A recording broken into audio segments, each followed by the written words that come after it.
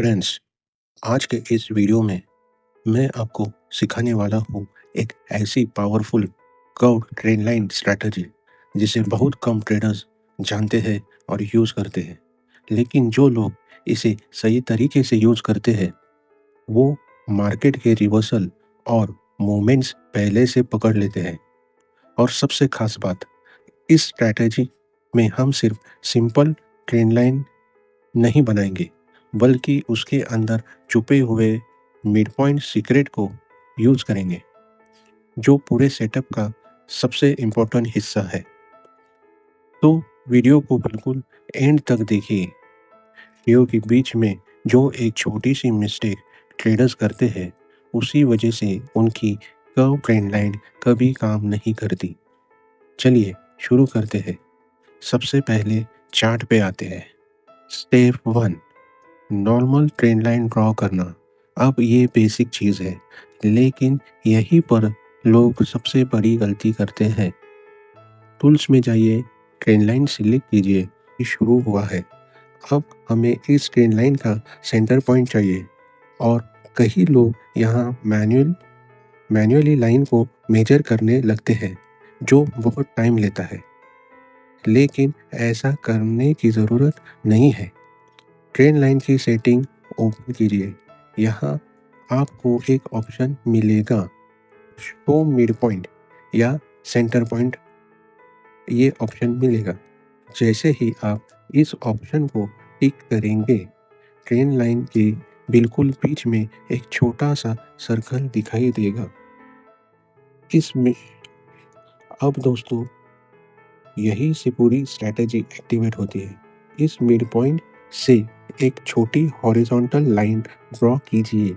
अब ध्यान से चार्ट को देखिए। यह हॉरिजॉन्टल लाइन किसी न किसी कैंडल को टच करेगी या उसके आसपास जाएगी। उस कैंडल को मार्क कीजिए। इसे क्यों मार्क करना है? क्योंकि यही कैंडल फ्यूचर मूवमेंट का रेफरेंस पॉइंट बनने वाली है। मैं फिर से रिपीट कर रहा हूँ, ये कैंडल बहुत इंपॉर्टेंट है। फ्यूचर सपोर्ट, रेजिस्टेंस और रिवर्सल इसी मिड पॉइंट कैंडल के आधार पर निकलेंगे। आप आते हैं सबसे इंटरेस्टिंग पार्ट पर। Step 2, curve trend line. अब टूल्स में जाइए और इस बार सिलेक्ट कीजिए कर्व लाइन टूल। अब वही काम कीजिए जो नॉर्मल ट्रेंड लाइन में किया था।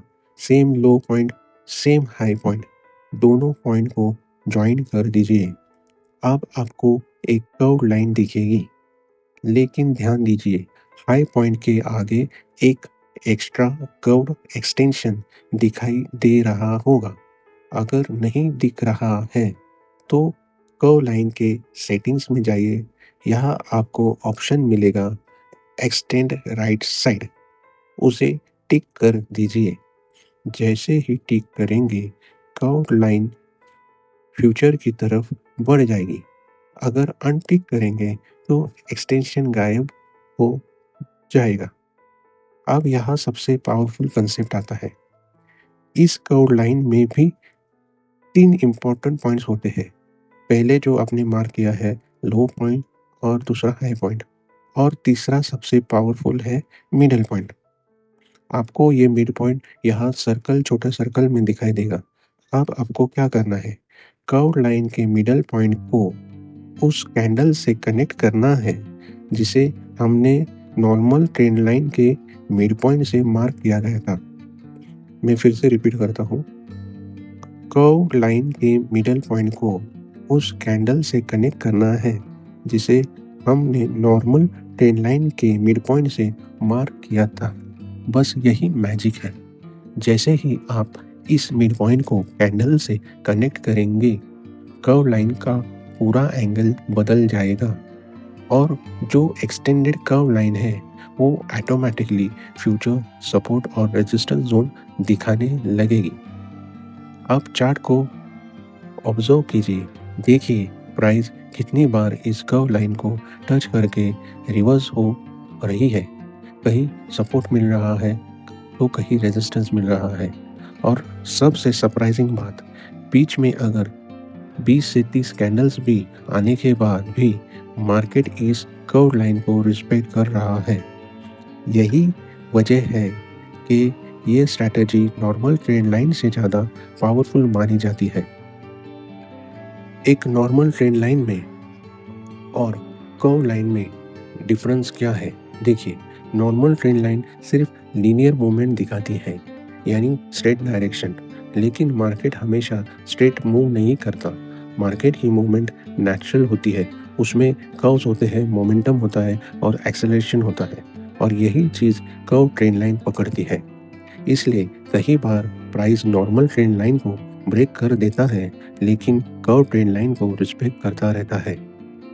यानी आपको पूरा मार्केट स्ट्रक्चर ज़्यादा एक्यूरेटली दिखाई देता है। अब एक और फ्रेश एग्जांपल देखते हैं। यहाँ चार्ट पर हमने पहले से नॉर्मल ट्रेंड लाइन ड्रॉ कर रखी है, हाई और लो पॉइंट्स मार्क किए हैं, मिड पॉइंट भी निकाल लिया है, और हॉरिजॉन्टल लाइन से जो इम्पोर्टेंट कैंडल है वो मार्क कर ली है। आप फिर से कर्व लाइन ड्रॉ करेंगे, सेम हाई सेम लो, और अब कर्व के मिडल पॉइंट को मार्क्ड कैंडल से कनेक्ट करेंगे। देखिए, जैसे ही कनेक्ट किया पूरा कर्व शिफ्ट हो गया और फ्यूचर प्राइस रिएक्शन एरिया साफ दिखाई देने लगे। अब यहाँ प्राइस एग्जैक्टली कर्व रेजिस्टेंस से रिजेक्ट हो रहा है या फिर नीचे से सपोर्ट मिल रहा है, यानी मार्केट बार बार इस ज्योमेट्री को फॉलो कर रहा है। दोस्तों, ट्रेडिंग सिर्फ इंडिकेटर्स का गेम नहीं है। मार्केट ज्योमेट्री, स्ट्रक्चर और साइकोलॉजी को समझना पड़ता है, और कर्व ट्रेंड लाइन इन्हीं हिडन स्ट्रक्चर को रिवील करती है। लेकिन याद रखिए, कोई भी स्ट्रेटजी 100% एक्यूरेट नहीं होती, इसलिए हमेशा कंफर्म के साथ प्रॉपर रिस्क मैनेजमेंट यूज़ कीजिए।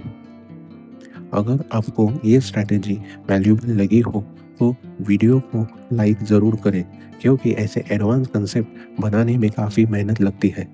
चैनल को सब्सक्राइब करें